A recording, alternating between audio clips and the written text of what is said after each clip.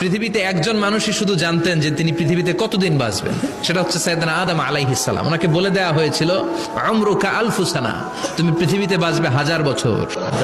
সাইয়েদনা আদমের সামনে অনেকগুলো রূহ রাখা হলো। সাইয়েদনা আদম বললেন, এরা কারা? আল্লাহ বললেন, এরা হচ্ছে নাসালুক, তোমার বংশধর, পৃথিবীতে তোমার পরে এরা পৃথিবীতে আসবে। সাইয়েদনা আদম বললেন, আল্লাহ ওই যে একটা রূহ দেখা যায়, এটার নাম কি? আল্লাহ বললেন, হাদা ইবনুকা দাউদ, এটা তোমার ছেলে দাউদ, সে দুনিয়াতে নবী হয়ে আসবে, তার ছেলে সুলাইমানও নবী হয়ে আসবে। সাইয়েদনা আদম বললেন, মাবুদ, আমার ছেলে দাউদের কত বছর হায়াত আপনি দিয়েছেন? আল্লাহ বললেন, 40 সানা, মাত্র 40 বছর, 4 ইয়ার্স, 40 বছর তোমার ছেলেটা বাঁচবে। ও আল্লাহ, আমি বাঁচবো কয় বছর? তুমি বাঁচবে 1000 বছর।